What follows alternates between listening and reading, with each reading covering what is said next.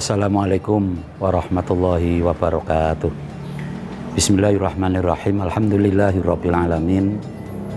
Wal aqibatu lil muttaqin wala udwana illa 'alal zalimin. Asyhadu an la ilaha illallahul malikul haqqul mubin wa asyhadu anna Muhammadan abduhu wa rasuluh shadiqul wa'dil amin. Allahumma shalli wa sallim ala nabiyyina Muhammadin sallallahu alaihi wasallam wa ala alihi wa ashabihi paman tabi'ahum bi ihsanin ila yaumiddin. Amma ba'du.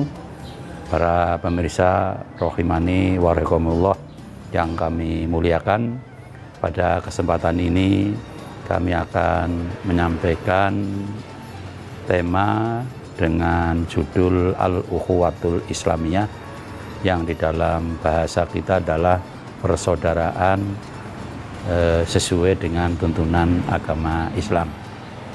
Saudara semua yang kami hormati, Islam mengajarkan bahwa semua umat Islam dimanapun juga berada itu adalah sebagai saudara. Lantas persoalannya, bagaimana persaudaraan menurut Islam? Rasulullah Muhammad SAW bersabda, Bismillahirrahmanirrahim, Taral mu'minina fi tarahumihim wa tawadihim kamasalil jasadil wahid idastaka minhu adwun tada'alahu sairul jasadi bisahri wal khuma. Rasulullah SAW bersabda, engkau melihat bagaimana orang mukmin atau orang Islam bersaudara, mereka di dalam berkasih sayang adalah seperti satu tubuh.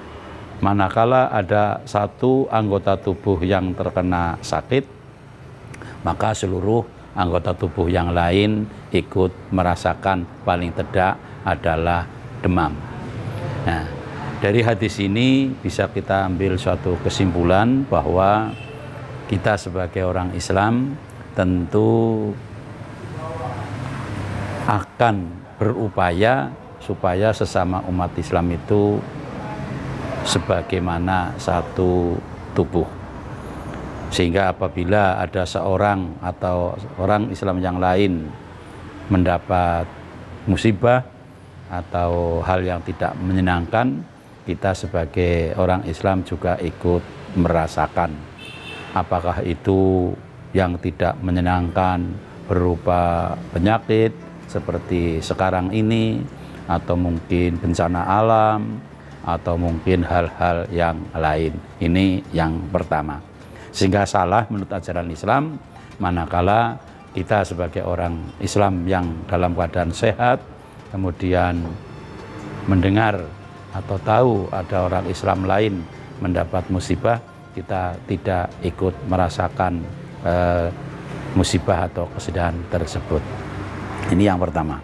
Kemudian yang kedua, kita memaklumi bahwa semua orang itu memang mempunyai pendapat yang tidak mesti sama. Kaitannya dengan ini, maka apabila kita ini tahu atau melihat bahwa ada orang Islam lain yang berbeda pendapat dalam satu hal dengan kita, maka ada satu analog, satu gambaran. Umpama kita sedang berkunjung di tempat seseorang di mana tuan rumah menyediakan bagi kita dengan saudara kita yang sedang berkunjung dengan jamuan. Nah, jamuan itu ternyata bermacam-macam. Nah,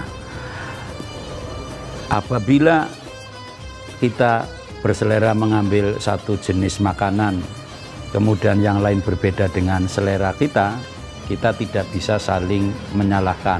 Karena apabila berbeda itu, mereka tentu mempunyai pertimbangan yang sendiri-sendiri. Mereka punya pertimbangan sendiri-sendiri. Cuman apabila kita ini tahu ada sesama tamu kita itu karena seleranya tidak ada dalam meja hidangan, kemudian mengambil kebetulan di seberang jalan rumah tuan rumah itu ada bakul, kemudian kita beli di sana, lalu tuan rumah yang suruh bayar, itulah yang tidak betul. Sehingga sepanjang apabila perbedaan sesama umat Islam sama-sama mengacu dan bersumber kepada Al-Quran dan Sunnah Rasul, maka harus kita hormati perbedaan tersebut. Nah, hanya apabila ada yang mengambil dari di luar Quran dan Sunnah Rasul, kemudian diklaim bahwa itu adalah dari Al-Quran dan Sunnah Rasul, itulah yang mesti kita luruskan. Kemudian berikutnya menyangkut masalah apabila sesama umat Islam ada yang memperoleh kenikmatan atau kesenangan. Karena satu tubuh, apabila kita memperoleh satu kenikmatan, maka Islam mengajarkan supaya kenikmatan tersebut tidak hanya kita rasakan sendiri, tetapi saudara kita pun harus ikut merasakan kenikmatan. Nah, perintah untuk orang lain ikut merasakan kenikmatan yang kita peroleh, ini ada beberapa jenis. Pertama, yang sifatnya wajib, menyangkut tentang harta yang kita tahu, yaitu yang namanya zakat.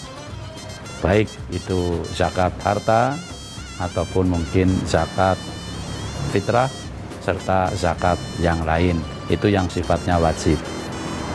Yang kedua, apabila kita merasakan kenikmatan orang lain disunatkan untuk ikut serta merasakan, maka wujudnya adalah namanya sedekah. Nah,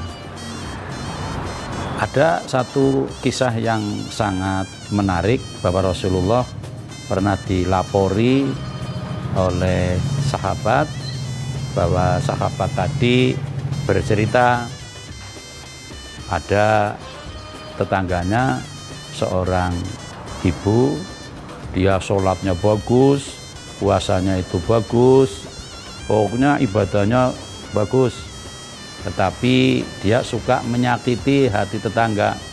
Mendengar informasi tersebut, lalu Rasulullah SAW bersabda bahwa si ibu tadi tempatnya nanti adalah di neraka. Mengapa? Karena dari satu sisi memang di dalam dia beribadah kepada Allah SWT memang sudah cukup baik, namun dari sisi ukhuwah Islamiyah dia memperoleh kenikmatan, tetapi justru dia selalu menyakiti hati orang lain, sehingga apa? Dia merusak persaudaraan itu. Nah, akibat merusak persaudaraan itulah maka dia mendapat ancaman siksa neraka. Para pemirsa yang kami muliakan, kemudian yang ketiga, di dalam kita menghidupkan al-ukhuwatul islamiyah, persaudaraan umat Islam, bahwa memang perbedaan itu adalah merupakan sunatullah. Artinya apa? Jadi perbedaan itu bukan sesuatu yang negatif. Perbedaan yang bisa diatur sedemikian rupa justru akan menjadi sesuatu yang sangat positif. Sebagai contoh, perbedaan keahlian. Seseorang ahli main gitar, seorang lagi ahli main organ, seorang lagi ahli main kendang. Nah, tiga orang yang mempunyai keahlian yang berbeda ini, kemudian ada lagi seorang lagi tidak bisa apa-apa tapi dia punya suara, punya kemampuan menyanyi yang baik. Keempat perbedaan ini apabila diatur dalam satu kerjasama yang baik, maka akan terjadi aransemen atau musik yang sangat indah. Tetapi apabila perbedaan tersebut mereka sendiri-sendiri, maka maksimal yang ahli gitar ya hanya dia jalan-jalan sendiri main gitar. Yang satu yang hanya pintar nyanyi ya hanya kesana kemari dia nyanyi sendiri. Maka keahlian itu tidak akan memperoleh satu hasil yang sangat memuaskan. Jadi sepanjang perbedaan itu diarahkan kepada yang positif, maka tentu akan membawa kepada hal yang positif. Sebaliknya, perbedaan yang diperuncing kemudian justru nanti akan membawa kepada perselisihan, pertentangan, ini akan berakibat fatal, akibatnya justru tidak baik. Saudara sekalian yang kami muliakan, mudah-mudahan Allah SWT memberikan kemampuan kepada kita semuanya untuk bisa memanage perbedaan itu menjadi hal yang positif. Demikian, kurang lebihnya mohon dimaafkan. Wabillahi taufiq wal hidayah. Assalamualaikum warahmatullahi wabarakatuh.